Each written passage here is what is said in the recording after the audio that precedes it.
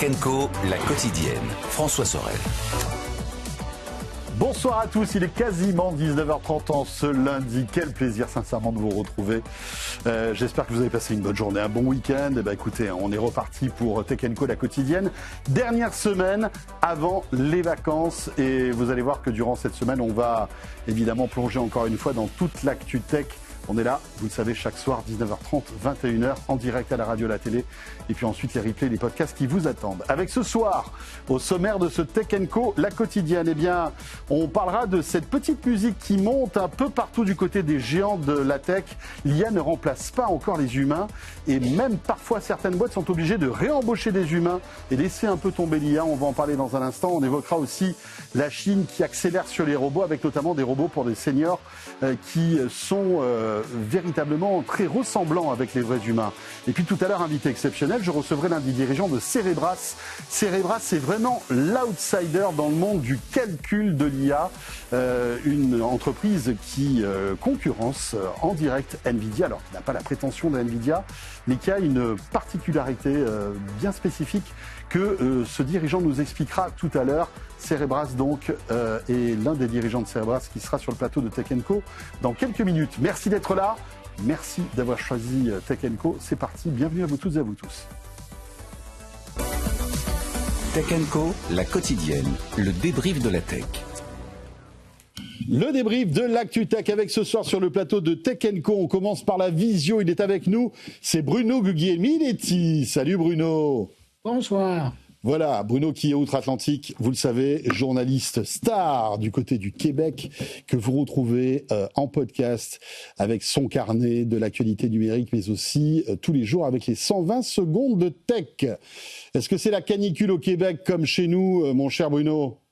Ah non, on vous envie pas, mais on est juste bien, on est autour de la trentaine. Ah, très bien, ça va. 30 degrés, ça va. C'est correct. Aujourd'hui, ça devient correct, en fait. Frédéric Simotel est avec nous. Salut Fred. Salut François, salut à tous. Journaliste à BFM Business. Fred, qu'on retrouve tout à l'heure. Ça va être la soirée Frédéric Simotel. Voilà, à 21h. À 21h pour une spéciale agentique. IA agentique. Avec des témoignages de IA LCL, l'Inserm, Decathlon, Veolia qui viennent témoigner sur comment ils mettent en place l'IA agentique et surtout comment ils sécurisent tout ça, parce que c'est le gros souci aujourd'hui. Voilà. Ça sera à partir de 21h sur BFM Business. Et ce soir, nous avons le plaisir aussi d'accueillir Frédéric Simotel, oui, Jérôme Colombin, bonjour, qui est là. Salut Jérôme. Ça va ? Salut François, bonsoir Frédéric et Bruno. Et voilà, effectivement, ravi de vous retrouver. Alors Bruno et Jérôme qui font pas mal de choses ensemble. On ne se quitte plus. Sur vos podcasts respectifs. Et on est très heureux de vous retrouver de temps en temps sur BFM Business. Tout va bien mon Jérôme ? Pas les vacances encore ? Non, jamais de vacances. Jamais de vacances. Sauf si vraiment je suis obligé, peut-être prochainement. Voilà, l'actu tech en priorité.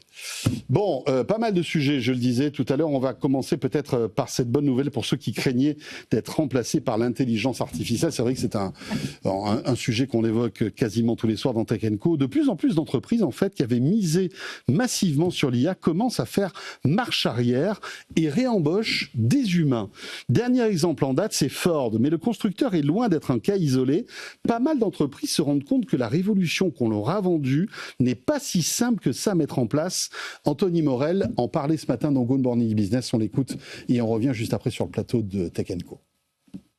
Alors le porte-parole de cette contre-révolution, si on peut dire, c'est Alex Karp, alors le patron de Palantir, qui vend de l'intelligence artificielle aussi, mais qui a un peu exprimé le ras-le-bol de tous les patrons américains notamment, qui se rendent compte que la valeur ajoutée finalement de l'IA, et notamment de l'IA générative, elle reste encore largement à prouver. En parlant d'Anthropic et OpenAI, il affirme que ces modèles ont été totalement et irresponsablement survendus, avec des budgets tokens pour les entreprises qui sont devenus complètement délirants. Aux États-Unis, il y a une étude du cabinet Robert Half qui montre que 32% des dirigeants qui ont supprimé des postes à cause de l'intelligence artificielle, eh bien, on finit par réembaucher des salariés pour le même job. Donc c'est bien qu'il y a quelque chose qui cloche. Et on l'a vu, je vous ai donné l'exemple de Ford, mais il y en a plein d'autres. On peut citer IBM, par exemple. Ils ont voulu remplacer toute leur division RH par de l'intelligence artificielle. En fait, ils sont revenus dessus. Eh bien, ils sont revenus dessus parce que ça fonctionne. Alors, ça fonctionne dans la plupart des cas, mais en fait, il y a plein de cas limites où il va falloir du doigté, où vous allez avoir un conflit entre un manager et un salarié. Ça, l'IA, aujourd'hui, elle ne sait pas le gérer. Et donc, toutes ces entreprises qui sont allées à marche forcée, elles sont un peu obligées obligé de revenir en arrière. Je pense aussi à McDo, on avait parlé, vous savez, des fast-food qui installaient des bornes avec de l'IA pour passer les commandes. On se rend compte que la technologie n'est pas prête. Résultat, on est obligé de réembaucher des humains. Il y en a plein des cas comme ça. Voilà, donc on disait que voilà, l'IA était quelque chose de formidable, que ça allait faire, on va dire, exploser le rendement et la productivité des entreprises et remplacer les humains. Visiblement, en tout cas dans certains cas, pas dans tous, on est en train de revenir sur cette promesse. C'est Alex Karp qui le dit, qui exprime son ras-le-bol des patrons américains qui voient leur facture d'IA enfler et puis surtout un résultat qui n'est pas à la hauteur des attentes. Alex Karp, qui est quand même, rappelons-le, le patron de Palantir, qui effectivement est au cœur aussi de cette révolution de l'IA. Messieurs, j'imagine que vous avez aussi analysé cette actu. Est-ce que ça vous surprend? Tiens, Jérôme, on va peut-être commencer par toi. Ce rétropédalage de certaines grosses boîtes qui reviennent un petit peu au management traditionnel en réembauchant finalement des humains. Ouais. Je pense que oui, moi personnellement ça m'a plutôt surpris, mais après si on s'arrête 2 minutes et qu'on prend un peu de recul, on se dit que c'est peut-être un peu normal tout ça et ça montre bien qu'on est encore dans une phase un peu d'ajustement. L'IA, on y va pas, on ne sait pas comment, sur quel pied danser. On en a beaucoup parlé effectivement avec Bruno dans nos podcasts respectifs parce que les chiffres sont hallucinants. Là j'ai noté Meta qui a dépensé 1000 milliards de tokens en 30 jours. Pour une valeur de 900 millions de dollars. Ils ont de la chance, ils sont pistonnés, on leur a facturé que 100 millions. Uber qui aurait craqué en 3 mois l'essentiel de son budget annuel. Ouais. Consacré normalement aux outils d'IA pour programmer, pour développer. Et qui aurait dit à ses collaborateurs, les gars, allez-y mollo maintenant parce que vous avez tout cramé notre budget en 3 mois au lieu de 12. Sachez juste pour avoir une idée, 1 million de tokens, c'est environ un document de 300 à 400 pages.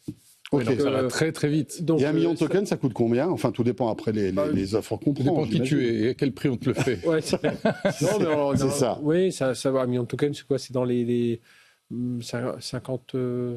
Je ne saurais pas dire. Et ce qui est fou, c'est que dans les entreprises, il y avait même des classements. On incitait les développeurs à consommer du token. Et puis, il y avait des classements. Il y avait, chez Meta, tu pouvais être token legend si tu atteignais vraiment. Mais ça fait partie des contrats d'embauche. Moi, j'en parlais avec quelqu'un qui bosse chez Nvidia ce week-end. Il me racontait que ça fait partie du contrat d'embauche. C'est-à-dire, quand on est embauché, voilà, on a tous les avantages et on a le droit à combien de tokens. Mon salaire. Parce que les gens disent, oui, mais si j'ai pas les tokens qu'il me faut, je vais pas arriver à atteindre mes objectifs et donc je vais pas vous plaire. Quoi. Ouais. Bon, Bruno, ton point de vue là-dessus? Pour rajouter sur ce que Frédéric disait, ça faisait même partie de l'évaluation des gens. À la fin de l'année 2025, je me souviens, moi, chez AWS et chez Meta, je parlais avec des gens des ressources humaines et on me disait que ça faisait partie des outils, mais aussi des tâches. Et donc, on devait utiliser l'IA au sein de l'organisation pour être plus productif. Et si je reviens à la question que tu posais à Jérôme, à savoir est-ce qu'on est surpris ou pas, je vais dire oui et non, mais non, parce que la dernière fois que j'ai vu une étude exhaustive sur les grandes organisations qui ont déjà l'utilisation de l'IA au sein de leur pratique, ça tournait autour de 90% des projets qui n'aboutissaient pas avec l'intelligence artificielle. Et le 10% qui faisait la différence, c'était parce qu'on avait planifié et on avait travaillé sur de petits projets qui étaient bien centrés et c'était de l'automatisation. Alors ça, l'IA sait très bien faire et elle n'a pas besoin d'avoir un coach humain pour lui dire qu'est-ce qu'elle doit faire et comment elle doit le faire. Mais pour tout le reste, quand on est dans le contexte de la transformation numérique et qu'on veut remplacer des humains dans la pratique, et l'exemple d'Anthony de Ford est excellent là-dessus, quand tu rappelles 350 ingénieurs et que tu en promus quelques-uns d'autres, parce que finalement, tu dis que là, il y a de la connaissance à passer à la machine, et là, c'est ça que Ford est en train de faire, et d'autres joueurs aussi. C'est incroyable cette histoire de Ford d'ailleurs, qui voulait accélérer sur tout ce qui était automatisation avec l'IA et se rend compte que en fait ça marche pas. qui sont obligés de réembaucher des ingénieurs. En fait, on s'aperçoit que c'est très difficile à évaluer pour les entreprises. Bien sûr. De savoir jusqu'où aller, qu'est-ce qu'il faut faire, quelles décisions il faut prendre, etc. Ça dit deux choses, et justement par rapport à l'émission qui sera diffusée à 21h, où les gens, enfin on en a beaucoup parlé, c'est la qualité des données. C'est-à-dire souvent, on pense qu'on a des données de qualité, donc on se dit, bah tiens, on va travailler avec ces IA sur... Et finalement, les données, elles sont pas de si bonne qualité, parce qu'elles ont été mal saisies, parce que le fournisseur a envoyé des données où il y a des champs manquants, ou alors, tu sais, une donnée mal saisie, c'est la date de naissance où il manque le mois, alors ça c'est pour des données personnelles, mais sur des données produits, et souvent, ce matin, il y avait Florence Verzelen, qui est la DGA d'Associem, qui le disait très bien. Elle dit, mais nous, chez Dassault, on a avant tout travailler sur des données de qualité, et derrière il y a les process aussi, enfin tout ce qui est process, parce qu'aujourd'hui on a un peu l'impression que on fait son boulot et hop on intègre de l'IA un peu partout sur les différentes tâches de son boulot. Or c'est pas ça, il faut complètement repenser. Imagine nous notre métier de journaliste aujourd'hui, on doit complètement repenser la façon dont on travaille, parce que la recherche on n'a plus à la faire, l'écriture, quoi qu'en disent certains, moi je vois tourner des modèles, on n'aura bientôt plus la peine, sera plus la peine d'écrire, ils écriront pour nous, on corrigera à la marge et tout ça, mais tu vois la correction, on n'en fait plus de correction, ça c'est corrigé automatiquement. Donc il y a plein de choses, et du coup notre métier il doit se réinventer. Alors là je parle du métier de journaliste qu'on connaît bien, mais imagine des métiers plus industriels, il y a des choses qui vont être automatisées, donc il faut passer à l'étape suivante, il y a un peu ça. Après juste un petit mot sur ce que dit Alex Karp de Palantir, bon faut pas oublier que lui il vend du logiciel aussi, donc il a tout intérêt.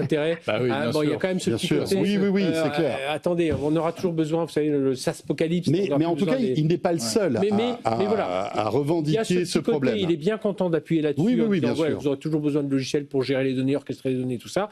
Mais néanmoins, comme tu le dis très justement, non, il n'est pas le seul. Et aujourd'hui, tout le monde s'interroge. Mais il faut de la qualité de data. Il faut savoir sur quel process on va travailler. Tu sais, c'est pour ça qu'à Vivatech, on avait des grands patrons. Moi, j'en ai des grands patrons, pas des SI, des grands patrons au-dessus. Je leur disais, mais ils m'ont dit, pour Vivatech, j'ai demandé à mes équipes, donnez-moi les 3-4 cas d'usage. Quand ils me l'ont donné, j'ai dit, c'est tout. Moi, je vais parler de ça devant tout le monde. Là, on dit qu'on investit des millions et tout ça. Et les gens lui disent, oui, mais avant de trouver des données de qualité, avant de trouver les gens qui savent développer, avant de trouver vraiment le cas qui va nous faire passer dans une étape sur elle, c'est pas évident. Et donc, c'est ce qu'on voit. On est en train d'apprendre. Alors, il y a des endroits, ça va beaucoup plus vite. Puis, il y a beaucoup d'endroits, quand même, notamment dans le monde industriel, où, on tâtonne. Et puis, mais peu à peu, on y va.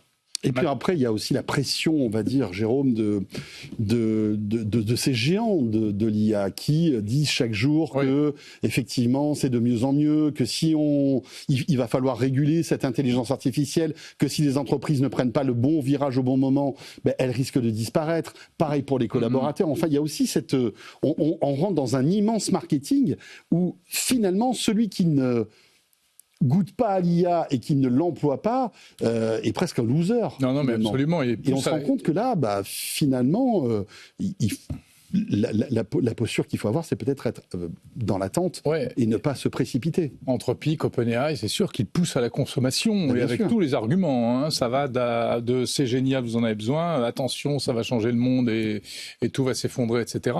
Mais alors, j'ai une interview très intéressante à écouter demain sur Monde Numérique d'un responsable du pôle IA d'une start-up américaine, une grosse start-up en plein essor qui s'appelle Ramp, et qui m'explique que l'enjeu maintenant, c'est vraiment de passer de ce dont on est en train de parler, qu'on appelle le token maxing, c'est-à-dire la surconsommation d'IA. Maintenant, il faut passer au value maxing. C'est qu'est-ce qu'on en fait, comment on génère de la valeur à partir de ça. Mais bon, finalement, ce cheminement et ces tâtonnements, moi, il me semble que c'est normal. Je suis pas dirigeant d'entreprise, mais encore une fois, je pense que ça doit être très difficile aujourd'hui de savoir exactement dans quelle direction aller et de faire les arbitrages qu'il faut. Bruno, tout à l'heure, je t'ai vu acquiescer quand Frédéric parlait justement de la qualité des données. Opiné du chef, oui, en effet. Ouais, j'opinais du bonnet. Oui, parce que au Québec, je vais utiliser l'expression québécoise, on parle d'un lac de données. Pour parler de l'ensemble des données que produit une organisation, une entreprise. Et de plus en plus, que je suis en train de voir, et le type d'entreprise qui commence à prendre de la valeur dans l'écosystème de l'IA, ce sont ces entreprises qui, justement, vont dans les organisations et organisent toutes ces données qui existent, qui font partie du patrimoine des organisations, mais qui sont ça et là. C'est un peu comme Frédéric le mentionnait, puis donnait des exemples. Et là, c'est un peu comme on a vu récemment, il y a quelques mois chez IBM, après avoir foutu pas mal de monde à l'extérieur, quand ils ont recommencé à faire des embauches, c'était des juniors. Pourquoi? Pour aller chercher les données qui existaient déjà dans l'écosystème de IBM, pour les organiser, pour les préparer, et là, entreprendre le virage ou l'intégration de l'IA de bonne façon en ayant préparé la matière première qui sont les données pour que l'IA soit capable de fonctionner. Et là, j'ai l'impression que, un peu comme Jérôme le disait, il y a eu tellement de pression de marketing pour dire, puis tu le disais aussi, pour rater le virage, que là, on a l'impression qu'il y a des gens qui disent, bon, attention là, je pense qu'on va d'abord faire le ménage chez nous, voir qu'est-ce qu'on a, puis après, on regardera quel outil sera bon pour nous. Et donc, il ne faut pas gober nécessairement tout ce que les grands géants de l'IA, qui, eux, ont besoin de centaines de milliards à faire rentrer dans leurs coffres pour être capables de poursuivre leur travail. Oui, pardon, Bruno. Non, vas-y. Non, je voulais juste avoir ton point de vue. Est-ce que c'est parce que finalement, on va plus vite que la musique et qu'on attend trop de l'IA alors qu'elle n'est pas prête à faire ce qu'on lui demande de faire, ou est-ce que finalement elle n'est pas du tout prête à faire ce qu'on lui demande de faire et que ça ne sera pas dans 6 mois, dans 1 an, mais qu'on fantasme tellement sur cette vision de l'IA que on est peut-être en train de se planter. Et alors la conséquence de tout ça, c'est qu'on va assister à une espèce de bulle qui va être terrible, qui va exploser. Finalement. On est entraîné déjà par c'est le cas de le dire, par les OpenAI et par les Anthropic qui eux sont en train de il faut qu'ils justifient leur valeur aujourd'hui par des modèles toujours plus puissants. C'est pour ça qu'à chaque fois on a notre 6.5 est encore plus puissant, parce qu'il faut de la valeur pour les investisseurs, parce que derrière OpenAI et Anthropic, ils veulent entrer en bourse. Donc il y a un peu de ça. Et d'ailleurs, donc ils sont obligés de vendre quelque chose, donc des modèles plus puissants, ils sont obligés de vendre quelque chose, on en reparlera tout à l'heure, d'aller vers un modèle de société de service ou d'aller vers des domaines très particuliers, et c'est ce que dénonce un peu Palantir, c'est-à-dire ils veulent monter dans la chaîne de valeur et ne plus être uniquement des fournisseurs de modèles. Et on est en train de passer d'un marché de modèles à un marché de résultats. Voilà, c'est vraiment ça. La valeur, elle va être de moins en moins dans les modèles, mais elle va être de plus en plus dans les connecteurs que tu vas faire avec ta messagerie, avec ton application métier. Mais tout ça prend du temps. Ça se fait pas comme ça. Et je reviens sur mon histoire de données. Si tes données sont pas de bonne qualité, tu auras beau connecter ton truc à un fichier client. Si les données clients sont pas bonnes, tu pourras faire autant de requêtes que tu veux. Bien sûr. Et tu pourras avoir autant de puissance que tu veux. Ouais. Parce que c'est bien beau cette surenchère de puissance en disant, voilà, on passe à ChatGPT 5.6, etc., qui va être encore plus puissant que le précédent. Mais ça me fait tellement penser, en fait, à toutes ces innovations technologiques où la puissance ne réglait pas tout. On se souvient par exemple des mégapixels dans les appareils photo. Alors je m'éloigne un petit peu du sujet, mais finalement c'est un peu ça. On disait vous allez voir, maintenant il y a 20 mégapixels sur un appareil photo, vous allez voir la qualité des images va être encore meilleure. Et finalement en fait ça servait à rien parce que les attentes de l'humain finalement n'étaient pas d'avoir plus de mégapixels. Et est-ce que finalement cette surenchère de puissance qui va dans le marketing de toutes ces boîtes là règle le problème? On n'a pas l'impression. Non, mais quand tu vas voir les agents qui vont se parler entre eux, qui vont faire un peu de téléphone arabe aussi, parce qu'un agent qui entre avec des données erronées, il va les filer à un autre qui a des données erronées, et ainsi de suite. Voilà. Non, mais après, il faut pas...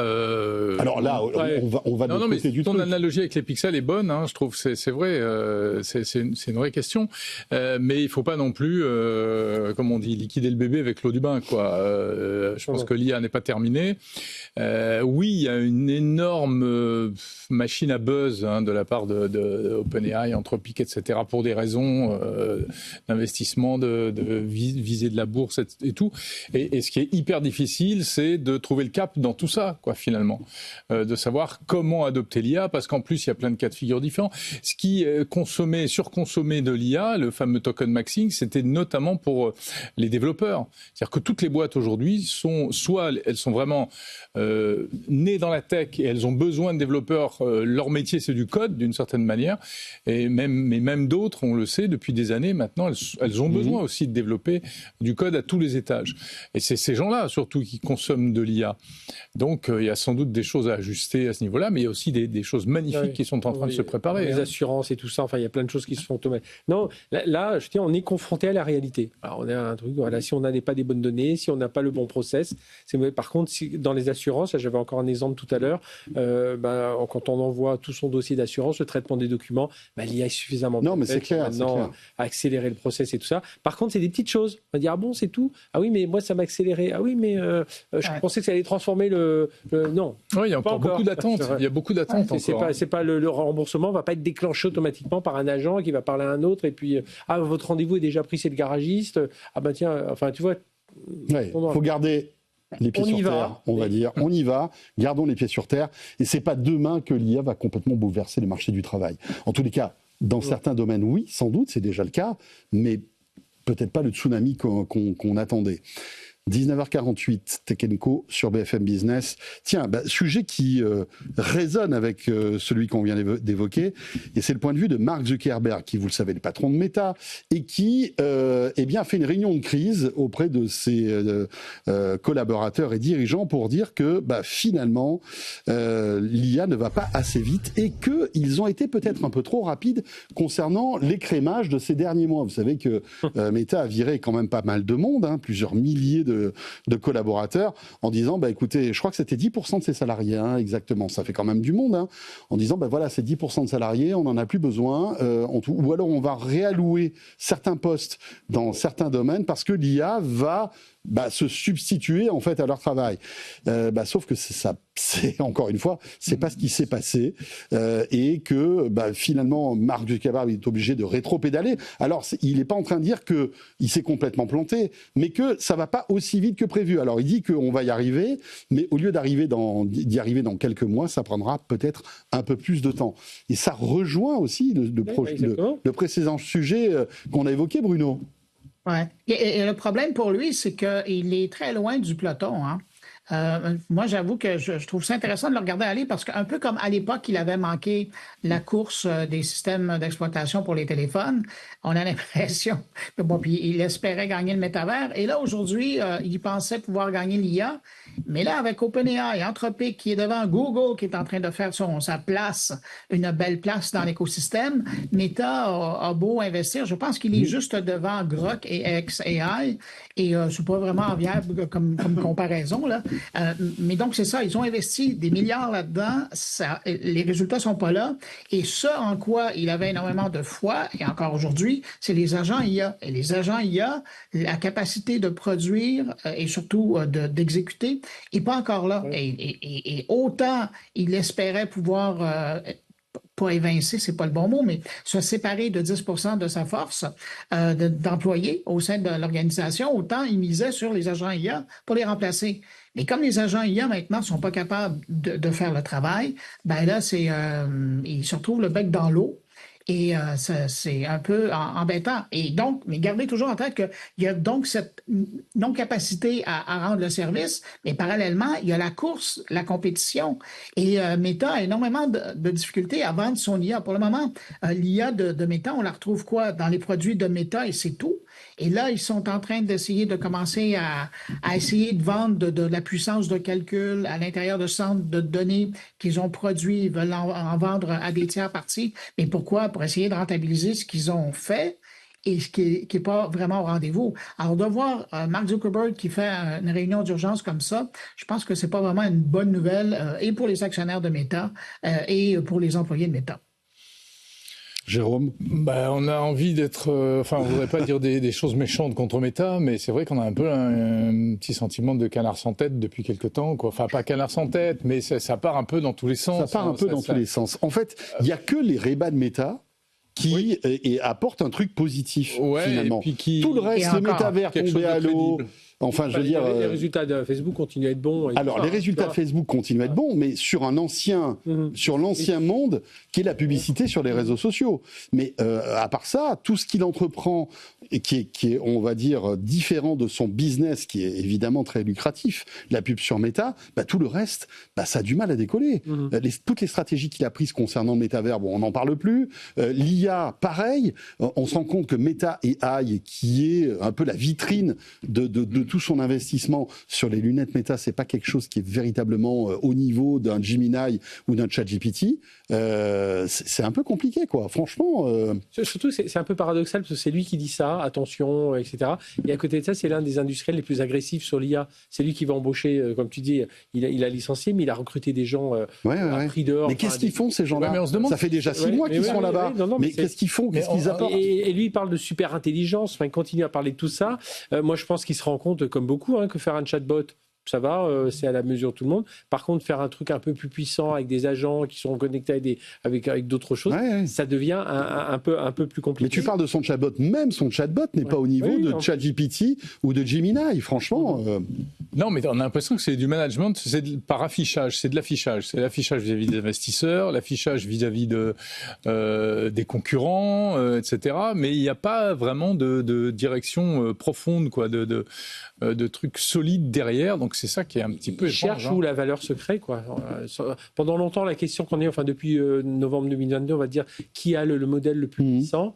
Et aujourd'hui, la question, ça devient c'est qu'est-ce qui réussit à créer de la valeur et à trouver de la valeur là-dessus.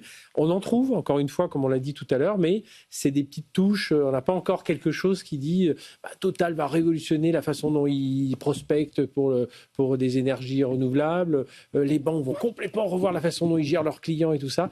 On n'y est pas encore. Il y a des améliorations, les chatbots, tout ça, ça améliore, mais il n'y a pas encore le gros truc qui tout d'un coup dira allez hop, tout ça se fait automatiquement et ça va être merveilleux. Bon, Bruno, Meta, c'est un peu le Titanic de l'IA ou pas? Ça a fait comme image, mais j'avoue que en tout cas, c'est tentant. Vous avez entendu ma réaction. J'aime bien l'image parce que on ne peut pas dire que Meta, quand on regarde ces différents projets, ils ont beau investir des milliards dans certains d'entre eux, ça ne mène pas toujours à bon port. Pour garder l'image du Titanic, ça me fait plaisir. Mais là, c'est de voir comment on peut poursuivre et pousser encore, alors que j'ai l'impression qu'ils misent sur les mauvais chevaux. Et que ça ne va pas nécessairement le faire sortir de l'écurie rapidement. Mais de l'autre côté, il doit réagir. Alors, il va poursuivre, ils vont réinvestir en espérant sortir avec quelque chose. Mais comme vous le disiez précédemment, je pense que c'est en l'intégrant dans des produits qui sont concrets et qui livrent ce qu'ils doivent livrer, que là, ça va faire une démonstration et que ça va vraiment amener une valeur. Mais de l'autre côté, il faut faire attention parce que vous l'avez probablement vu passer la semaine passée, mais Meta qui décide de commencer à facturer pour des fonctionnalités d'IA à même les produits qui sont en train de vendre à prix quand même assez important. Il l'a pas digéré. Je fais allusion justement au système d'écoute par les lunettes. Je me dis que là, on est en train de d'échauffer un peu le consommateur. Mais de l'autre côté, il y a des clients qui sont heureux avec des produits qui fonctionnent.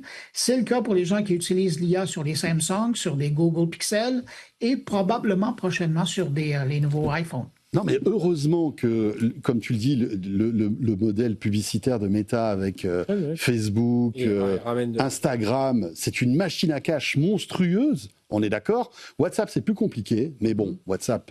Mais là, avec leur changement l'adoption des identifiants. En plus des numéros de téléphone, ce qui devrait normalement favoriser l'utilisation par les entreprises. Tout à fait. Et puis surtout créer des passerelles entre tous les réseaux sociaux de Meta. Aussi, ouais.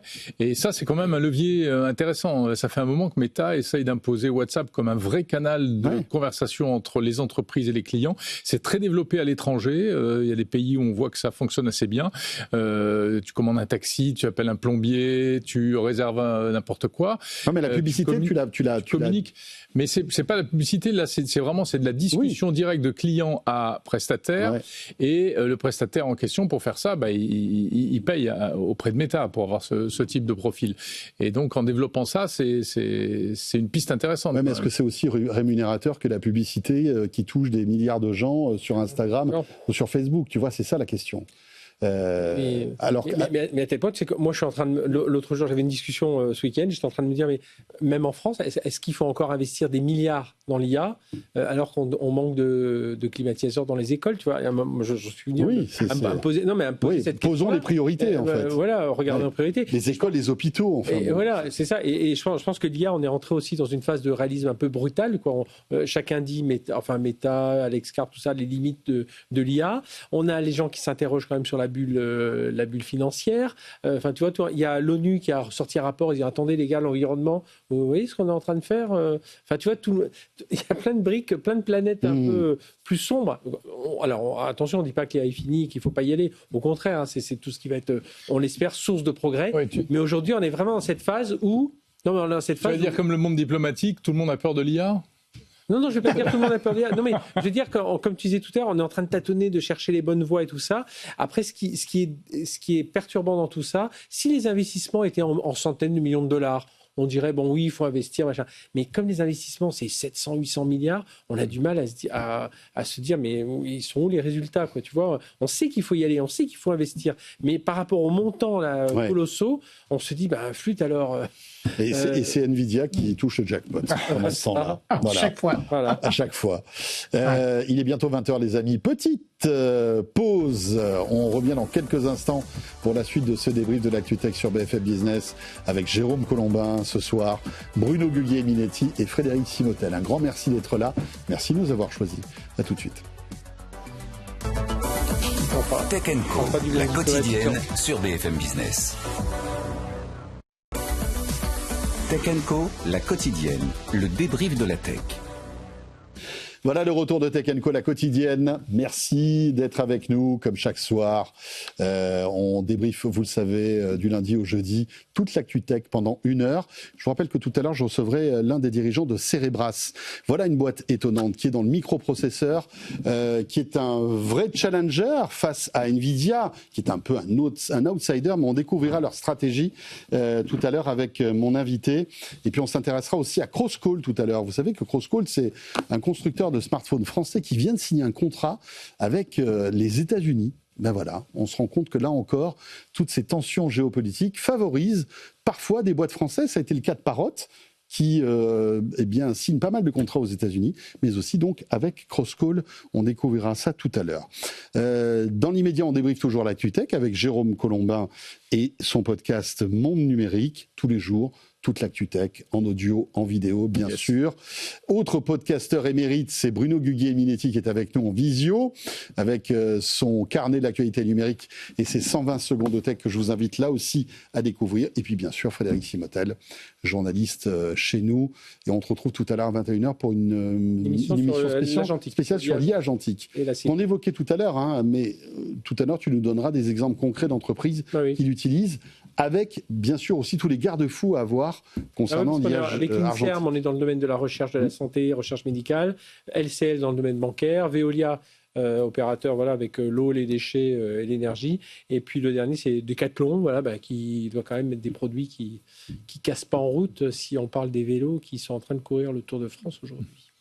Alors, on va maintenant évoquer Anthropic, l'un des géants de l'IA qui souhaiterait, alors c'est une information qui est signée The Verge, qui aimerait s'intéresser en fait au développement de médicaments. Et c'est vrai que si vous êtes un fidèle de Tech Co, on en parle souvent, on reçoit énormément de startups qui, grâce à l'IA générative, arrivent à accélérer sur des molécules, sur des jumeaux numériques, pour avoir des traitements non plus, on va dire, généralistes pour soigner certaines maladies, notamment les cancers, mais des traitements hyper pointus qui vont, grâce à votre profil d'ADN et votre profil biologique et grâce à l'IA, cibler véritablement les cellules qui sont cancéreuses, on va dire, ou méchantes. Ce qui est intéressant, c'est que Anthropic se dit, finalement, j'ai tout ce qu'il faut pour me lancer là-dedans. Et ils ont même embauché visiblement des biologistes. Des biologistes pour accélérer sur ce sujet. Rappelle-toi les prix Nobel chez Google, qui étaient chez DeepMind, et prix Nobel sur la structure ADN, sur les médicaments. Anthropic doit faire exactement la même chose, profiter de ces modèles. Et chez Google, ça fait de très nombreuses années. Et Claude Science, Claude, donc du nom de l'IA d'Anthropic, et Claude Science est déjà pas mal utilisé par les justement, je parlais avec la personne de l'INSERM, là, parce que l'émission a été enregistrée tout à l'heure, mais je parlais hors micro avec lui, et il expliquait que voilà, les chercheurs, ils utilisent déjà Claude Science pour leur faciliter, automatiser, un appui à la recherche, voilà, le traitement des documents, pour aller chercher. Il m'expliquait que le Covid, ils sont allés chercher des molécules dont on ne parlait même plus. Mais quelqu'un a dit tout d'un coup, tiens, si on mixe ces deux, enfin une IA a dit, si on mixe ces deux molécules, ça peut peut-être faire quelque chose. Alors qu'un chercheur aujourd'hui, il dit, mais cette molécule, non, on ne l'utilise plus du tout, c'est terminé. Donc on voit quand même qu'il y a tout ça. Et pourquoi Anthropic va là ? Il faut réfléchir à l'après-chatbot. Ils sont en train de monter dans la chaîne de valeur, donc à la fois un peu plus société de services numériques, et puis de l'autre côté, on va aller vers des verticales pour proposer aux chercheurs. Ils recrutent en plus. Mais voilà, ça ressemble ni plus ni moins qu'aux chercheurs de DeepMind, de Google. Mais le paradoxe, c'est qu'ils fournissent évidemment toute leur intelligence à d'innombrables laboratoires qui sont dans le biomédical. J'imagine que les Sanofi ou autres... c'est Pharma. Pharma se servent en fait des modèles d'Anthropic. Et justement, ce qui est intéressant de voir, c'est comment ils pourraient ensuite articuler leur relation avec les laboratoires pharmaceutiques si d'un côté ils leur fournissent des outils et de l'autre côté ils leur font concurrence. Après, pour l'instant, c'est encore assez flou, ces annonces suscitées. Mais ils veulent construire un labo.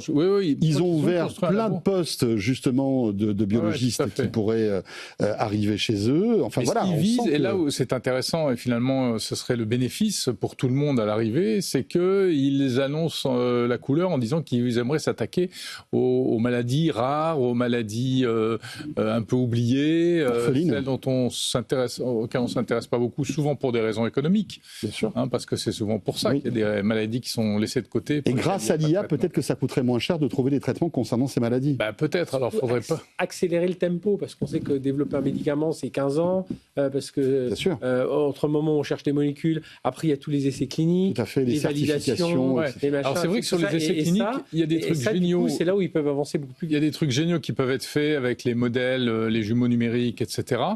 Mais en même temps, il faut aussi des essais réels, et je pense qu'on ne s'improvise pas laboratoire pharmaceutique du jour au lendemain. D'autant plus que c'est un secteur qui est extrêmement régulé, réglementé. Il y a plein d'obligations à respecter. Il y a sans doute des choses à faire, mais ce ne sera pas simple. Bruno, ce qui est intéressant, c'est que si Anthropic s'intéresse à ce secteur qui est donc la pharmacie, c'est que ça doit être très prometteur, et surtout ça va être un relais de croissance et de business, j'imagine, monstrueux aussi, non ? Oui, mais où ils vont avoir des problèmes, c'est que le domaine de la pharmacologie, puis particulièrement au niveau de la recherche, puis après de la mise en marché, c'est que c'est énormément réglementé et qu'il n'y a pas un pays qui a, mis à part l'Europe où vous arrivez à vous entendre, là, mais sur la planète, il n'y a pas un pays qui a la même réglementation. Et donc, ils vont trouver la vie un petit peu plus compliquée que tout simplement de créer une IA, un nouveau modèle, et de le mettre sur le marché. Là où je vois un potentiel, le fait qu'ils annoncent leur intérêt par rapport au secteur de la pharmacologie, c'est que je me dis que oui, ils vont développer des installations, ils vont faire de l'embauche, mais j'ai l'impression que peut-être qu'ils visent aussi à faire de la co-création en se disant qu'avec des grandes pharmaceutiques qui sont déjà sur place, en disant on peut être partenaire pour le développement, aller chercher un pourcentage sur les revenus par la suite, mais écoutez, eux ont le savoir, ils ont la puissance de calcul, de traitement de l'information. Alors, j'ai l'impression que ça peut être un partenaire qui pourrait être intéressant pour certains géants de la pharmacologie. Puis, de l'autre côté, rien ne les empêche de travailler sur, comme le disait Jérôme, des maladies rares. Et il y en a bon nombre sur la planète qui sont là et qui ont besoin, qui attendent des solutions pour régler la situation. Moi, ce que je trouve fascinant dans cette histoire, c'est que finalement, toutes ces boîtes de tech vont véritablement, sans trop se poser de questions sur un domaine qui était quand même assez tabou et très on va dire fermé, qui était la recherche médicale, parce que aujourd'hui, même Apple, finalement, quand vous prenez une boîte comme Apple avec son Apple Watch, qui a des données médicales hypersensibles, qui arrive à prédire des malaises cardiaques, enfin, et encore, on en est qu'au tout début, qui aurait pu imaginer qu'une boîte de tech comme Apple pourrait être aussi crédible dans le monde de la santé? Pourquoi demain, pas Anthropic? Pourquoi pas OpenAI ou Google? Google, c'est déjà le cas d'ailleurs. Oui, Bruno. les créateurs de Google ont investi rapidement. Une fois qu'ils sont devenus le monstre qu'ils étaient avec Alphabet, ils ont investi dans le secteur de la santé et du médical pour faire de la recherche. Alors, de voir un géant comme Anthropic ou OpenAI, les nouveaux géants de l'ère de l'IA arriver là-dedans, moi, je pense que c'est une question de temps, mais c'est pas vraiment une surprise. Hein. Non, mais c'est vrai que Google est en pointe avec Demis Hassabis qui a contribué à la découverte de nouvelles molécules. Ça lui a quand même valu le prix Nobel. Hein. Évidemment. Non, puis il cherche. Enfin, Dassault Systèmes avait investi dans la data. Ils avaient mis plusieurs milliards pour acheter une Medidata dans la donnée de santé. Et puis, il faut voir aussi, moi je pense toujours, ils veulent entrer en bourse, il faut se différencier d'OpenAI. C'est un moyen aussi de dire, regardez, on est en train de travailler sur l'après-chatbot, nous on est déjà en train de... Et les autres, après, ils vont nous sortir quoi? Qu'ils vont faire des avions, ils vont... Mais regardez, même Elon Musk... Ils vont élever des animaux, ils vont... Même Elon Musk, avec une boîte comme Neuralink, finalement, le franchit sans aucun souci, on va dire, les frontières du médical. Ouais, finalement. mais c'est la même personne, mais c'est des boîtes différentes. Oui, bien sûr, mais sous l'impulsion, quand même, j'imagine, d'Elon Musk. On change carrément de sujet, et j'aimerais vous poser une petite question. Est-ce que votre prochain confident sera-t-il un robot? Fred, tu te vois avec un petit robot à la maison un grand robot. C'est des grands robots. C'est des grands robots. Des grands robots, voilà. Mais ils sont très jolis, hein. Oui, c'est lent. On confie déjà pas mal de choses à eux dans les applications, mais même Mais bien sûr. Et c'est l'entreprise chinoise UBTech qui a dévoilé il y a quelques jours de tout nouveaux robots à l'apparence humaine hyper réaliste, dotés d'intelligence artificielle et présentés comme des remèdes à la solitude. Le reportage de Laura Cambeau, et évidemment, bien sûr, on débat là-dessus juste après. Au cœur d'une immense halle d'exposition de Shenzhen sont présentés en grande pompe des humanoïdes plus vrais que nature. Leur peau est souple et leur voix apaisante. Ils sont présentés comme des remèdes à la solitude. Grâce à l'intelligence artificielle, ils peuvent discuter avec l'utilisateur, apprendre à le connaître et détecter de la fatigue ou du stress. Un robot créé par l'entreprise chinoise UBTech. Zhao Jian est son fondateur. Notre monde robotique est encore en plein développement. Nous pouvons compter sur les grands modèles de langage et plus particulièrement sur les modèles d'accompagnement émotionnel pour offrir dans un premier temps de la compagnie et des échanges émotionnels. Pour l'instant, ces humanoïdes ne peuvent pas réaliser de tâches ménagères. Leur prix démarre à 15 500 € et UBTech revendique déjà 13 000 commandes. Spécialisée dans les robots industriels, elle s'ouvre désormais au grand public, un segment que Michael Tam, en charge de la conception de ces modèles, estime porteur. Le premier marché, c'est celui des célibataires. La population célibataire en Chine dépasse les 120 millions de personnes. Le deuxième groupe cible, ce sont les personnes âgées. Il y a plus de 320 millions de personnes de plus de 60 ans en Chine. Un marché qui devient colossal car la population chinoise vieillit. La preuve, au Salon international des équipements médicaux de Shanghai. Des entreprises présentent leurs solutions pour les soins aux personnes âgées. L'objectif de la société Hangzhou by My Technology est de remplacer un médecin de famille par son robot, avance Wu Yangzhe, son responsable commercial.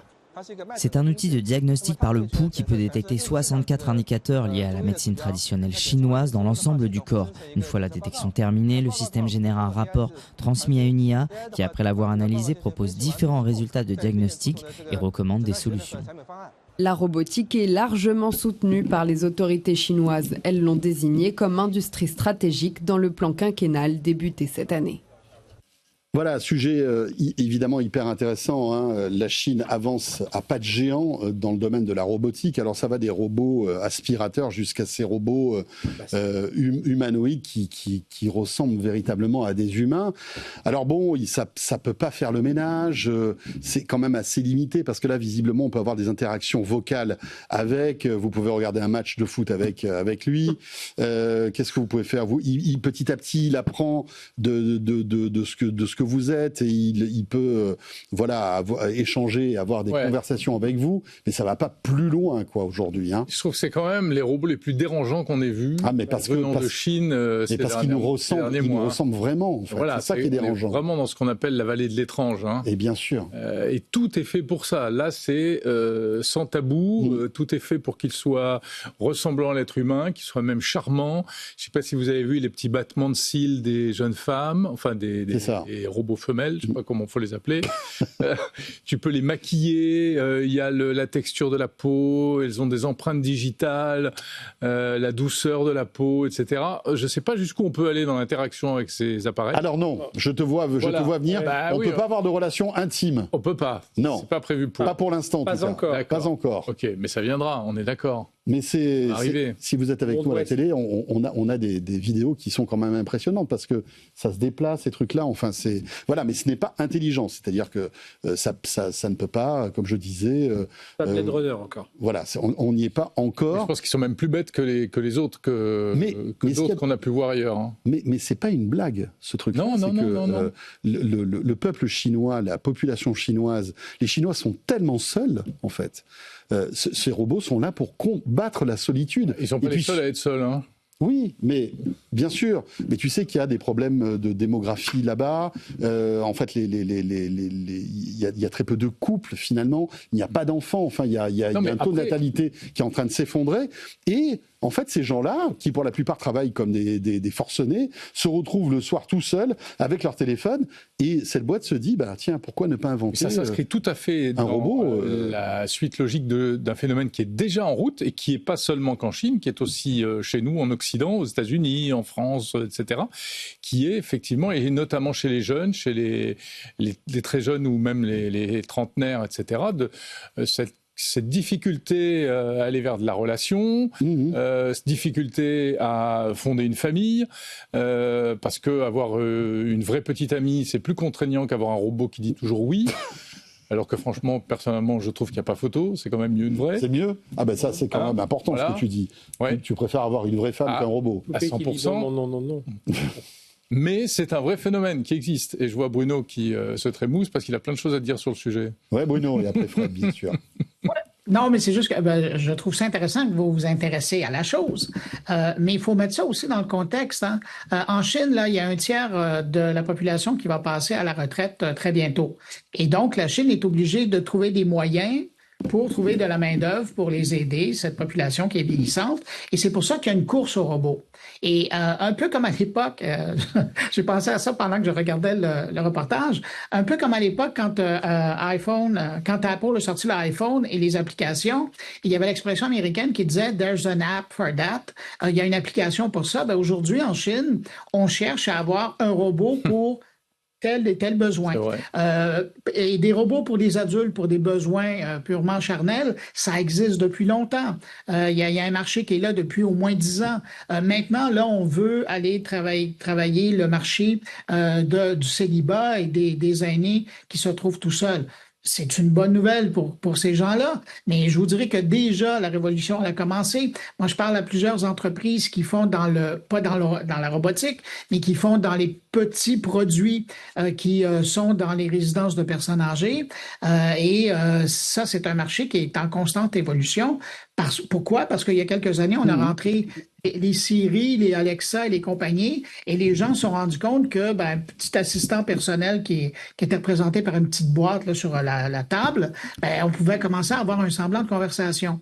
Et là, avec la nouvelle génération des Alexa Plus qui arrive, on est en train de développer ça. Donc, c'est une béquille pour permettre aux citoyens, aux gens, peu importe leur statut, d'avoir un type de relation sociale, mais aidée par la technologie. Et ça, c'est la dernière déclinaison pour aller justement permettre d'aller rejoindre cette clientèle qui veut passer maintenant à la relation plus tactile, en présentiel. Ouais, et ça procure un réconfort affectif, Fred. Exactement. Oui, c'est ce que dit le constructeur du robot. En revanche, c'est pas un réconfort, on va dire, du porte-monnaie, parce que ça peut coûter jusqu'à 128 000 € ce robot. Si vous prenez la version ultra. Après, tu dois avoir des Allez, je m'offre le robot ultra parce que je veux toutes les options. Et puis après, c'est 128 000. C'est moins cher, mais il n'a pas de jambes. C'est ça, exactement. Tu dois avoir des abonnements. Non, moi, je trouve que sur le principe, pourquoi pas, parce que c'est vrai que la solitude, etc., et la France, on a ça aussi. Moi, c'est le fait que le côté robot humanoïde ressemblant tellement fort à l'humain, c'est ça qui me dérange. Soit on le prend carrément pour on l'a dit, des choses moins avouables, voilà, la partie charnelle et tout ça. Soit, voilà, on dialogue avec un écran, on dialogue peut-être avec un petit robot plus mobile avec une tête à Miroki, tu vois, des comme ça. Là, moi, c'est le côté humanoïde, avec la peau et tout ça. Ils ont franchi, pour en avoir vu en vrai, on en a vu en vrai au CES, c'est quand même un peu dérangeant. Un peu dérangeant, c'est clair. Mais est-ce que finalement, ce qu'on est en train de vivre en Chine, qui nous paraît complètement surréaliste, c'est pas le futur, finalement. Peut-être que dans 10 ans, on aura des keynotes d'un Apple de la robotique et qui nous présentera la dernière version d'un robot humanoïde qui pourra vous apporter le café et vous verser votre bière. Et ça fait partie de ces marchés un peu pas très honorables. Bon, c'est comme les sites genre OnlyFans et compagnie, mais ça cartonne. Il y a un modèle économique fantastique. Il y a une clientèle mondiale et ça cartonne. Bien sûr. On en parle souvent, mais film avec Yul Brynner, Monde Ouest, c'était ça. C'était ça. Les humains achètent des séjours dans des. Il y a un séjour au Far West, un séjour l'époque romaine, un séjour au Moyen-Âge, et c'est peuplé que de robots. Et alors on peut tuer autant de robots qu'on veut si on veut faire une attaque. Voilà, il y avait aussi on pouvait avoir des relations intimes avec les robots, etc. En fait, c'était. Et puis un jour, les robots, eux. Ils ont pété un câble et ils se rebellent. Ils se rebellent. Vieux sujet de science-fiction. Avec un Yul Brynner incroyable. Ouais, exactement. Très très bon film d'ailleurs que je vous invite à voir. Monde Ouest, qui date des années 73 avec Yul Brynner, incroyable aussi. Ça n'a rien à voir en fait avec la série qui est sur HBO, qui est un peu dans le même genre, qui est vraiment dans le même genre, mais qui est un petit peu plus intellectuel et parfois un peu plus compliqué à suivre. 20h20. On revient, on va dire, sur du concret. On revient en Europe avec Waymo. Vous le savez, la Waymo, c'est la filiale de la voiture robot, du robot taxi d'Alphabet, donc de Google, qui cartonne aux États-Unis. Voilà, si vous allez dans les grandes villes américaines, enfin pas toutes, mais ça commence véritablement à fleurir à droite à gauche. Vous pouvez prendre un robot taxi Waymo que vous commandez sur une appli, un peu comme un Uber, sauf que vous arrivez. En fait, il y a une voiture sans chauffeur qui arrive, avec votre nom qui est projeté sur le pare-brise. Vous montez à l'intérieur et puis ça va vous emmener en toute sécurité jusqu'à votre point de destination.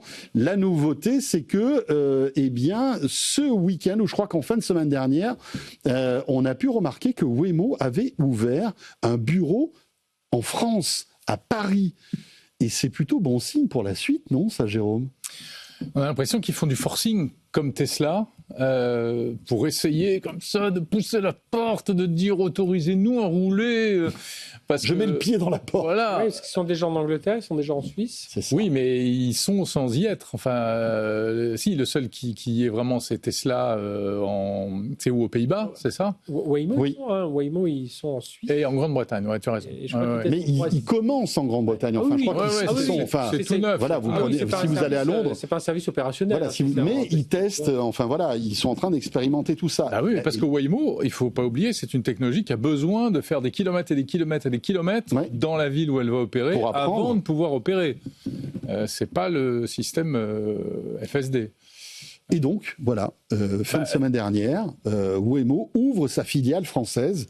Et ça veut dire donc, Bruno, que peut-être dans quelques temps, on verra sur les routes parisiennes, dans les rues parisiennes, des Waymo un peu perdus, je pense, parce que sur les rues parisiennes, à mon avis, ils vont quand même souffrir. Il y aura quelqu'un derrière le volant au début. Oui, je pense. Je leur souhaite, parce qu'autrement, ça risque d'être une. Parce que entre les bus à Paris, pour engueuler entre les vélos, automobilistes, entre les vélos, les scooters, les trottinettes, ça va être sympa. Tiens, Waymo. Qu'est-ce que tu en penses? Je me demande si un véhicule de Waymo va être capable d'avancer à Paris. Attendez, c'est pas bombé non plus. Non, mais pour en avoir pris quelques-uns aux États-Unis, on veut quand même avoir un peu d'espace. Et quand on est à Paris, quand on arrive sur certains coins de rue, disons qu'avec les motos qui passent d'un côté, les vélos, les voitures, et puis les gens qui passent devant nous, j'ai l'impression que ça va être. On a tous. C'est vrai, mais ils finiront des zones. Ouais, mais on a tous conduit des véhicules aux États-Unis. C'est vrai, moi j'ai loué des voitures et on ne conduit pas de la même manière. Mais les routes, déjà, il y a des changements subtils dans le code de la route, mais aussi, les routes sont immenses, La moindre petite rue, elle fait déjà 2 ou 3 fois la taille d'une rue parisienne. Et c'est vrai que je rejoins ce que tu disais, Fred. Ça va pas être facile ici, à Paris, parce que effectivement, sur un espace quand même qui est quand même assez restreint, il y a les voitures, il y a les bus. Je le disais, il y a les vélos qui sont de plus en plus nombreux. Les piétons qui traversent n'importe où. Les piétons, effectivement.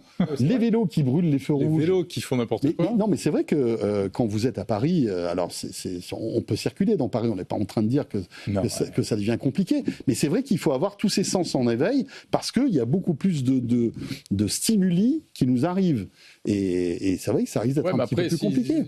Si tout le monde respecte les règles, ça se passe à peu près. Mais je pense que si Waymo arrive à circuler à Paris, il peut aller n'importe où, je pense. Ouais. Non, ce qui va être intéressant de voir aussi, ça va être, et ça j'ai vraiment hâte de voir ça, c'est l'accueil social. C'est vrai. Et là, ça, mon j'ai hâte avis, de voir ça. On n'est pas à l'abri de quelques surprises, mon petit Bruno. Mais là, le monde diplomatique va s'en donner à cœur joie. Tout le monde déteste Waymo. Parce que quand on regardait l'arrivée de la Waymo à San Francisco, il y a des gens qui ont découvert que, je ne veux pas donner de truc à personne, mais il y a des gens qui ont découvert qu'en mettant un cône devant une Waymo, ça l'arrêtait, elle ne bougeait plus.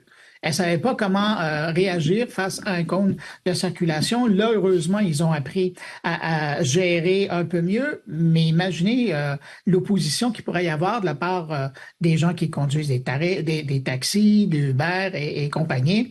Alors, j'imagine que vous allez avoir beaucoup de plaisir à les voir arriver, à essayer de passer à travers toute la circulation, plus l'opposition sociale. C'est vrai qu'entre les anti-tech, il y en a quand même pas mal qui veulent pas aller vers le progrès, etc. Pour plein de raisons. Au début, après ils se calment en général. Mais au début, ils t'expliquent que le monde c'est pas ça, et puis après finalement. Mais il y aura forcément un début quand ils arriveront ces Waymo, tu vois. Ça risque d'être un peu la pagaille. Non, mais si on compare à d'autres technologies qui ont les taxis, les Uber, qui vont, à mon avis, vont pas voir d'un bon œil l'arrivée de. Les assureurs qui vont aussi. Ouais, alors les assureurs, peut-être que eux finalement, c'est peut-être ceux qui vont gagner le plus, parce que quand on voit les statistiques d'accidents avec ce type de véhicule, pour un assureur, c'est plutôt une bonne affaire d'assurer un véhicule. Il faudrait voir le droit européen, ce que dit le droit européen aussi sur tout ce qui est autonomie. Tu vois, les déplacements autonomes et tout ça. Bien sûr. Je pense que là, tu vois, on le voit aujourd'hui. Il y a des navettes autonomes qui existent déjà. Ça existe sur des endroits très précis. Oui, bien sûr. Sur des sujets très précis. Donc là aussi, il faut voir ce que dit le droit européen. Et c'est là où les opérateurs, enfin Waymo et autres, justement, ce que je disais, ils veulent forcer un peu pour que la réglementation soit adaptée. Mais il ne faut pas grand-chose. Il faut des petits décrets par-ci par-là. Moi, j'y crois. Ça va être, tu sais, je crois que ça va commencer à passer par des trajets hôtels. Tu vois, par exemple, on va prendre les 5 grands... Enfin, les grands palaces parisiens ou quelques grands hôtels, aéroports, gares, machin. Tu vois, on va avoir des trajets délimités, très clairement délimités, les grandes avenues, tu vois, pour arriver à une gare, etc.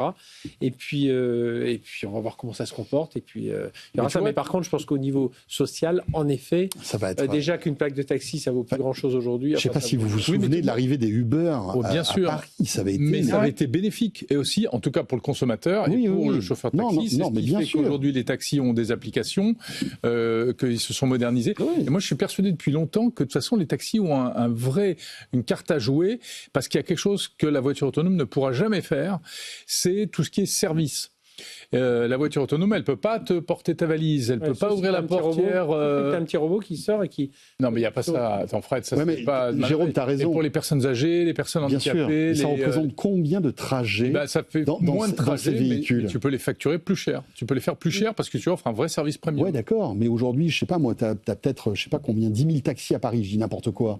Mais est-ce que demain, avec les Waymo, tu auras toujours besoin de 10 000 taxis? Parce que la plupart des gens préféreront peut-être prendre un Waymo, parce que ça coûtera peut-être moins cher. Tu auras moins de voitures particulières, moins de voitures individuelles. Après, tu as le coût aussi. Ça coûte quand même... c'est rentable au bout d'un long moment. Ça coûte cher une Waymo aujourd'hui. Attends, mais c'est vrai qu'on parle de plusieurs centaines de milliers de dollars, mais petit à petit, j'imagine que la technologie est maîtrisée et que finalement, tu vois, les composants coûtent moins cher aussi. Les bus, quand tu vois parfois circuler des bus où il y a 2 personnes à l'intérieur, tu te dis, si la RATP commence à acheter des navettes plus petites avec un système Waymo à l'intérieur, tu vois, pour à certaines heures. Mais même, là où tu as raison, c'est peut-être pas dans Paris que c'est le plus pertinent, c'est peut-être dans les zones rurales. Ah, exactement. Tu vois, pour accompagner les gens faire des courses, parce qu'ils ont plus véritablement envie de conduire parce qu'ils ont un certain âge. Moi, c'est à ça que je crois beaucoup, c'est dans les zones rurales. t'as un bus qui passe tous les 4 jours. D'accord avec tout ça? Oui, je suis tout à fait d'accord. Je pense que l'avenir de Waymo en France est hors des grands centres. Ah, ben voilà, ça sera la conclusion de tout ça. Non, mais c'est vrai, je pense qu'il a raison. Mais c'est vrai que au niveau marketing, c'est dans les grandes villes qu'en général Waymo ça pète. Parce que tu le vois, il y a une densité de population qui fait que tu vas croiser ces véhicules. Et c'est vrai qu'en zone rurale, ça sera peut-être un petit peu plus discret. En tout cas, tout cela avance. Et on verra bien quand les premiers Waymo circuleront en France. Peut-être dans les semaines ou les mois qui viennent. Merci beaucoup à tous les trois. Merci Bruno, depuis le Québec, avec 120 secondes de tech et ton carnet de l'actualité numérique. Merci à toi, à très vite, mon cher Bruno. Et bonne dernière semaine. Et tu sais quoi, je pense que je peux te souhaiter de bonnes vacances. On peut te souhaiter de bonnes vacances parce qu'on va pas se revoir. Je pense que je peux accepter ça. Jusqu'à la rentrée. Voilà. Jérôme, pareil pour toi. Bonnes vacances à toi. Merci, bonnes vacances à vous aussi. Et puis bien sûr, on continue de suivre Monde Numérique et tes podcasts tout au long de cet été. Ouais, c'est une série spéciale pour tout comprendre sur les technologies du quotidien. Waouh. Ça rigole pas, hein. Il y aura des robots humanoïdes. Non, les trucs basiques, le GPS. Ah, très bien. Une petite saga comme ça. C'est cool. Ouais. Et puis Fred, on se retrouve demain, nous. Demain, encore à raconter. Voilà, tout au long de la semaine, pour notre dernière semaine de Tech & Co et de débrief de l'ActuTech. Et vous restez avec nous. Dans un instant, dernière partie de ce Tech & Co, la quotidienne, avec un invité exceptionnel. Je recevrai Mark Zacher, qui est vice-président et directeur général de Cerebras, pour tout ce qui est Middle East. Cerebras, qui est la boîte qui compte actuellement et qui vient chatouiller Nvidia. On en parlera. Et puis juste après, je recevrai le patron de Crosscall. Crosscall, qui est un fabricant de smartphones français, qui vient de passer un contrat avec les Américains. Il va tout nous expliquer dans quelques minutes. Et puis juste après cette petite pause, ce sera évidemment le Tech Flash avec Léa Benaïm. À tout de suite et merci d'être là. Tech & Co, la quotidienne sur BFM Business. Tech & Co, la quotidienne, Tech Flash. 20h32 sur BFM Business et Tech & Co, la quotidienne. Allez, c'est l'heure du Tech Flash, un condensé de l'actu tech du jour. Et c'est avec Léa Benaïm. Bonsoir Léa. Bonsoir François et bonsoir à tous. Et à la une, la purge se poursuit chez Microsoft. L'entreprise va supprimer 6400 postes à l'échelle du groupe, dont 4800 avec effet immédiat. Parmi eux, un tiers concerne directement Xbox qui enregistre des résultats décevants. Microsoft qui annonce aussi mettre en vente 4 de ses studios. En revanche, aucun jeu déjà annoncé ne sera annulé. Également, dans l'actualité, Apple et Broadcom sécurisent leur partenariat jusqu'en 2031. Selon Bloomberg, les puces du géant américain équiperont bien les produits Apple pendant au moins 5 ans, malgré la volonté de la marque de développer toujours plus de puces en interne. Une bonne nouvelle pour Broadcom qui réalise 20% de son chiffre d'affaires annuel grâce à Apple. Et dans l'actu, Léa aussi, ça se passe en France, c'est Thales qui rachète le spécialiste français des drones sous-marins Exail Technologies. Et oui, 3 jours seulement après l'échec des négociations avec Safran, qui était aussi sur le coup. Le géant de la défense l'a emporté avec une offre publique d'achat pour l'entièreté du capital au prix de 134 € par action. De quoi valoriser Exail à 3,9 milliards d'euros. Les explications de Nathan Kokempo. Dans la guerre des drones marins, la France avait une pépite technologique de 2000 salariés, 470 millions d'euros de chiffre d'affaires, une croissance à 2 chiffres, un carnet de commandes de plus d'1 milliard d'euros. Mais pour son PDG Raphaël Gorgé, avec l'explosion de la demande, Exail n'avait plus le choix, grossir ou perdre la course technologique. Les sociétés sont valorisées plusieurs dizaines de milliards dans ce domaine-là aux États-Unis, c'est-à-dire cette guerre de nouvelle génération avec beaucoup de drones. Je trouve que pour Exail et pour la solution française, ça serait dommage de prendre le risque de passer à côté. Avec le rachat par Thales, la France a désormais un leader mondial dans la lutte anti-mine. Je ne vois pas qui va pouvoir venir nous concurrencer là-dessus. Avec la guerre dans le détroit d'Ormuz, la sécurisation des voies maritimes s'est imposée comme une priorité mondiale. Le marché qui s'ouvre est absolument gigantesque pour Patrice Kane, le patron de Thales. Ce marché, il fait 85 milliards aujourd'hui, il va faire 8 fois plus demain. Rien qu'Exail a déjà prévu de faire 20% de croissance. Donc il y a de la place pour toutes les équipes. Enfin, on va même devoir embaucher pour adresser tous ces prospects. De quoi ramener 500 millions d'euros de synergie de chiffre d'affaires dans les 10 prochaines années. Après la marine belge et néerlandaise, Exail, avec Thales, espère maintenant convaincre la marine française. Et à noter que Raphaël Gorgé, le PDG d'Exail Technologies, sera l'invité de Good Morning Business. Ça sera demain à 8h35. Dans l'actualité également, le ton monte entre la France et les géants américains du streaming qui contestent notamment l'obligation d'investir 20% de leur budget dans l'animation, les documentaires et le spectacle vivant. Des règles qui vont trop loin selon la présidente France de Netflix, rejoint par Disney+ et Prime Video. Les trois plateformes ont donc déposé aujourd'hui un recours devant le Conseil d'État. Et enfin, jouer à Koh-Lanta, Secret Story ou encore The Voice depuis son canapé, ce sera bientôt possible. TF1 va se lancer dès le mois de septembre dans le jeu vidéo avec des formats inspirés des grandes émissions du groupe. Une façon pour la chaîne de capter un nouveau public et fidéliser l'audience. Une recette qui a déjà fait ses preuves chez Netflix qui a intégré des jeux mobiles à son abonnement dès 2021. On devrait nous aussi créer des jeux comme ça. Moi, je vais jouer à Secret Story. Voilà. On rêve de faire Ici la voix. François, je connais votre secret. Ouais, moi j'imaginais un jeu Tech & Co, tu sais, et on tirait sur Fred Simotel comme ça. C'est pas mal, ça. Un paintball Tech & Co. C'est ça. Ça serait rigolo. Merci beaucoup Léa, et on te retrouve demain pour un prochain Tech Flash. Il est 20h36, on va maintenant s'intéresser à la boîte qui monte, qui s'appelle Cerebras et qui fait avancer l'intelligence artificielle. On en parle avec mon invité tout de suite. Tech & Co, la quotidienne, l'invité. Et j'ai le plaisir d'accueillir Marc Zacher. Bonsoir Marc. Bonsoir François. Merci d'être avec nous. Vous êtes le vice-président et directeur général de Cerebras. Vous vous occupez, je crois, de tout ce qui est Middle East, Turquie, de cette société qui est américaine. Vous êtes ici à l'occasion du salon Raise qui se déroule à Paris. Merci de prendre quelques minutes et de venir nous parler de ce que vous faites, parce que Cerebras, c'est de la boîte qui monte. C'est l'un des concurrents les plus crédibles face à Nvidia, et autant vous dire que c'est compliqué quand même d'être un concurrent crédible face à Nvidia, parce que vous avez en plus une spécificité technique, et vous allez nous expliquer, au lieu d'assembler en fait des GPU sur une seule carte, vous fabriquez une carte prête à être utilisée finalement. C'est ce qu'on appelle le Wafer Scale Engine, c'est bien ça ? C'est tout à fait ça. C'est tout à fait ça, François. Alors, merci déjà de m'accueillir. Effectivement, Cerebras a pris une direction complètement différente pour servir les besoins de l'intelligence artificielle. Pour faire simple, il y a deux processus importants dans le monde de l'intelligence artificielle. Il y a le training, c'est-à-dire la création d'un modèle d'intelligence artificielle.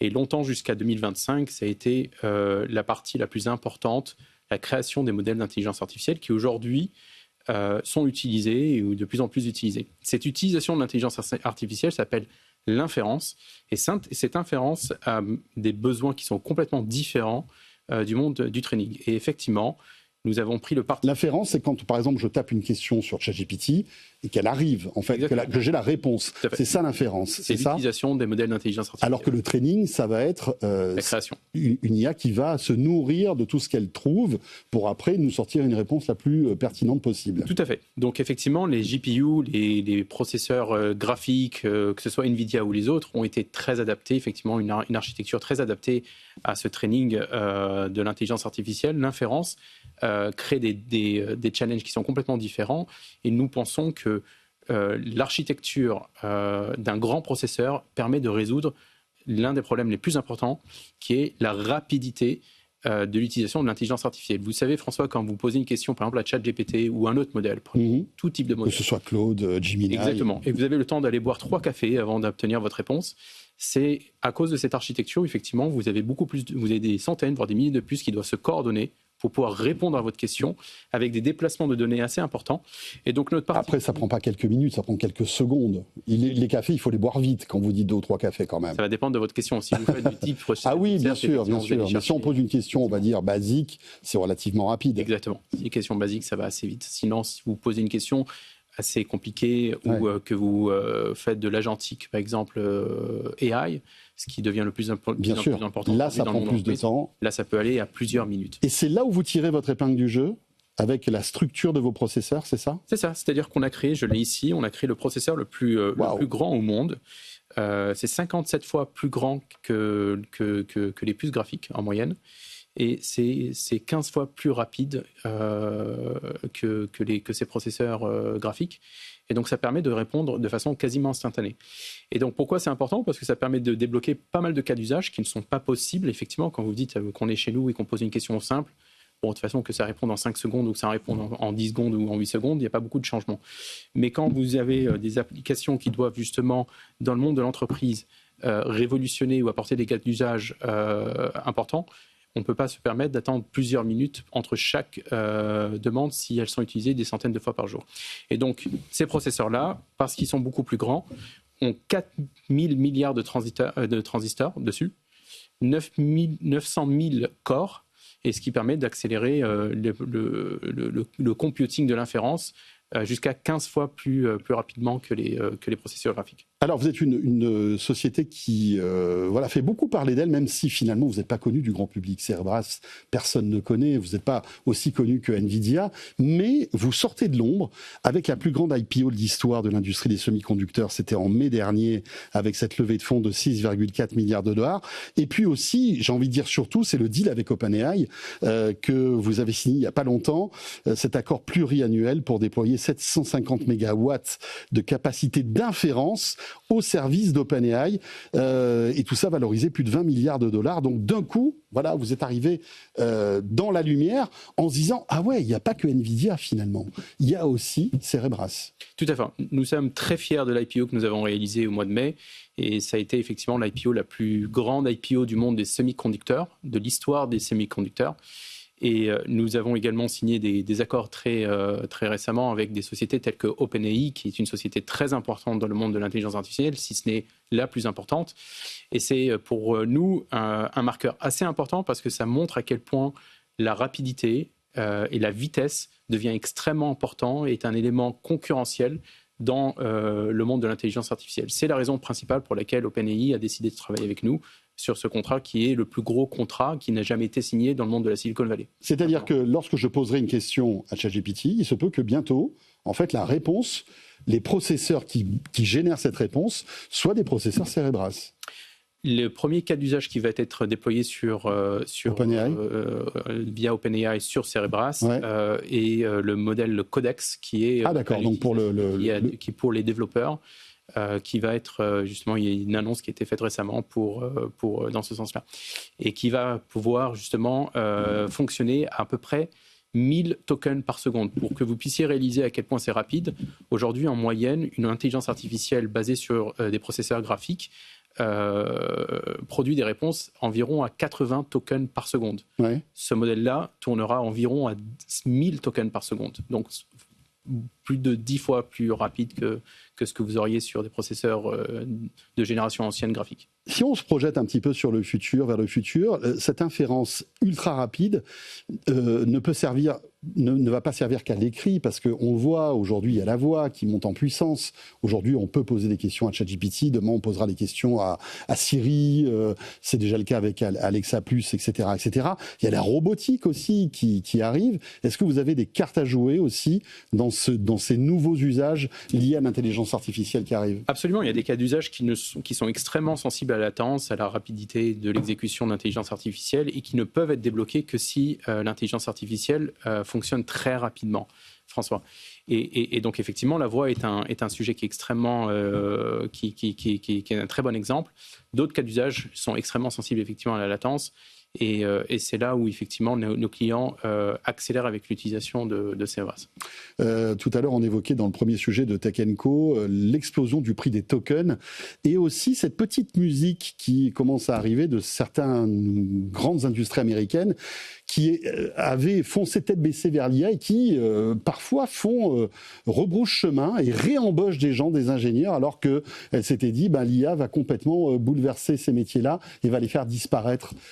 Est-ce que c'est un sujet qui vous intéresse et est-ce que parfois il y a des erreurs qui ont été faites sur l'IA justement ? Il est possible, comme toute technologie, comme toute innovation, et les gens testent, essayent et découvrent les cas d'usage et effectivement il peut y avoir des erreurs qui sont faites. Ce que je peux vous dire, c'est que je ne pense pas que l'intelligence artificielle a juste pour but de remplacer du travail qui a été fait par l'humain.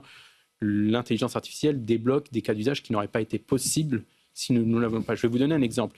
Netflix, c'est une société qui existe depuis très très longtemps. Vous connaissez Netflix depuis peut-être les années 90. Qu'est-ce que faisait Netflix à l'époque ? Ils envoyaient des DVD, des films dans des enveloppes. C'était le premier modèle économique de Netflix. Exactement. Vous avez peut-être connu ça, je m'en souviens aussi. C'était aux États-Unis. Je crois qu'ils sont jamais arrivés à lancer ce service en France. Je m'en souviens. Je crois que c'était aux US. J'étais beaucoup trop jeune à l'époque. Bien sûr, c'est ça. Et puis après, ils ont pivoté. C'est-à-dire que ils sont intéressés au streaming. Exactement. Lorsqu'Internet est devenu rapide, qu'est-ce qui s'est passé pour Netflix ? Ils ne se sont pas mis à envoyer des DVD plus rapidement. Ce qu'ils ont fait, c'est qu'ils sont devenus un studio de movie, ce qu'on appelle un movie studio.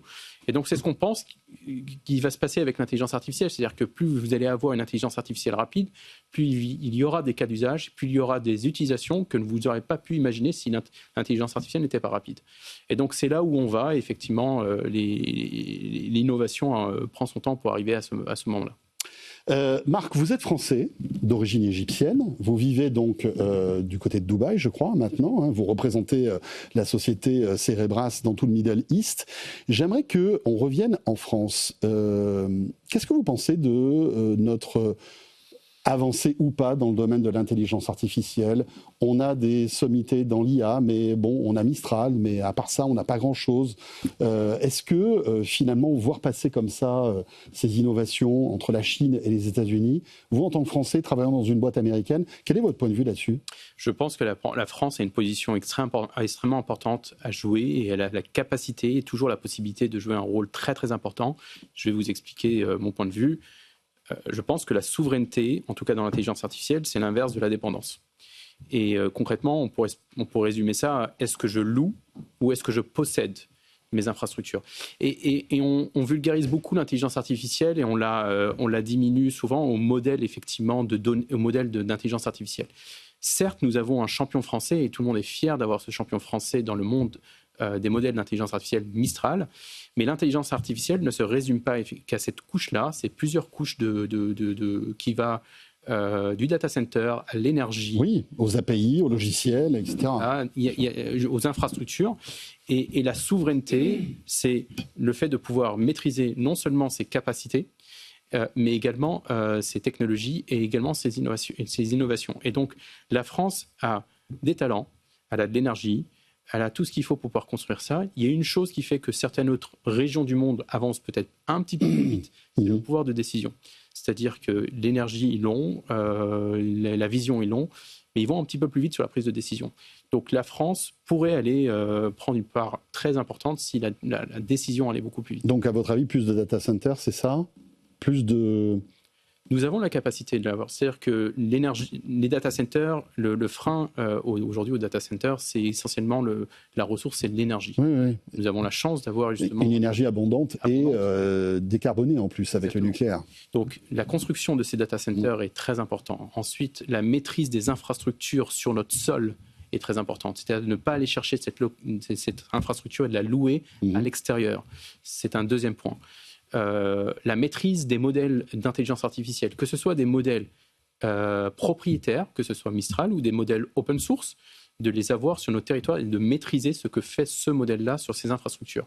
Ces couches-là sont importantes. Il n'y a pas une couche plus importante que l'autre. Le fait de pouvoir maîtriser toutes ces couches de l'intelligence artificielle fait qu'une nation sera souveraine ou pas.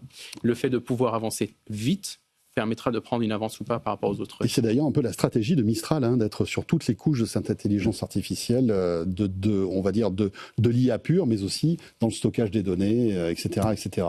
Merci beaucoup, Marc. Merci d'être passé par le plateau de Tech & Co. Merci à vous. Marc Zacher, donc vice-président et directeur général de Cerebras pour tout ce qui touche le Middle East. Et à très bientôt. Voilà, on va suivre en tous les cas Cerebras de près. Merci. Merci François. Et tout de suite, direction la rédaction de BFM Tech, comme chaque soir. Tech & Co, la quotidienne. La chronique BFM Tech. Et nous accueillons tout de suite Kesso Diallo qui est là. Bonsoir Kesso. Bonsoir. Et ce soir, tu vas nous parler d'Apple qui a enterré un iPhone 17 Pro Max. Alors ça paraît bizarre, dit comme ça, mais c'est dans une capsule temporelle à l'occasion des 250 ans des États-Unis. Et oui, ce 4 juillet, on ne pouvait pas passer à côté. Les États-Unis ont fêté leurs 250 ans et pour marquer le coup, une capsule temporelle d'environ 400 kilos a été enterrée à Philadelphie. Cette capsule, elle comporte de nombreux objets représentant chacun des 50 États et notre époque pour faire découvrir notre présent au futur. Alors, elle ne sera rouverte qu'en 2276, donc dans 250 ans, pour fêter le 500e anniversaire des États-Unis. Et les Américains qui l'ouvriront pourront notamment y trouver un iPhone 17 Pro Max, dans sa couleur emblématique évidemment, l'orange cosmique. Alors, on précise que ce n'est pas un des objets qui représente la Californie, mais un ajout de la part d'Apple, car l'entreprise était partenaire de l'événement America 250. Mais il faut quand même reconnaître que l'iPhone, c'est quand même un objet emblématique de notre époque. Mais la question qui est presque vertigineuse, on se demande si cet iPhone 17 Pro Max fonctionnera encore dans 250 ans. J'aimerais bien voir ça, mais ça paraît quand même un peu surprenant qu'il s'allume dans 250 ans, car c'est pas sûr que la batterie en fait de l'iPhone 17 Pro Max elle soit encore opérationnelle en 2276. Peut-être même que les chargeurs USB-C ne seront même plus la norme à cette époque. Et vu qu'Apple ne fournit plus d'adaptateurs secteur dans ses boîtes, je pense pas qu'il en ait glissé un dans la capsule pour aider les Américains à le faire fonctionner dans le futur. Mais heureusement, ces Américains pourront se consoler avec d'autres objets tech qui sont dans la capsule, notamment une puce quantique de l'université de Berkeley, une archive numérique d'1 giga de documents et de fichiers audio, et même une impression de la réponse du chatbot Claude à la question « Écris-moi une prédiction de ce que sera la Californie dans 250 ans ». Bon, malheureusement, nous, on ne sera plus là pour voir si le chatbot avait vu juste ou non. C'est clair. Bon, écoutez, c'est assez amusant comme histoire et ça fait un petit peu rêver. Merci beaucoup, Kesso. Et pour en savoir plus donc sur cette initiative étonnante, direction la rédaction de BFM Tech et le site BFM Tech. Merci, Kesso. Et tout de suite, on va s'intéresser au constructeur de smartphones français Crosscall qui s'émancipe et intéresse les Américains. On en parle tout de suite. Tech & Co, la quotidienne, l'invité. Nicolas Zibel est avec nous. Bonsoir Nicolas. Bonsoir. Vous êtes le directeur général de Crosscall. Alors pour tous ceux qui ne vous connaîtraient pas, Crosscall est un fabricant de smartphones. Alors on vous connaissait il y a quelques années avec ce marché de niche de smartphones durcis, étanches pour les aventuriers, pour tous ceux qui font des randonnées, etc., etc. Des smartphones qui, lorsqu'ils tombent par terre, n'ont pas peur de se casser. Voilà, c'était un petit peu votre principe de base. Et puis après, vous avez évolué et vous vous êtes intéressé à des marchés un petit peu différenciants, comme par exemple, vous avez équipé la gendarmerie, je crois. Et là, vous allez beaucoup plus loin que notre pays, puisque vous avez signé un contrat avec les Américains. Tout à fait, tout à fait. Donc... Et vous êtes venu avec tous ces appareils ? Je suis venu avec 3 appareils pour montrer un peu l'évolution justement des téléphones, l'évolution de la technologie et surtout l'évolution de la demande. On est parti, comme vous dites, des téléphones pour aventuriers, pour l'extérieur, les artisans, les commerçants. Ouais.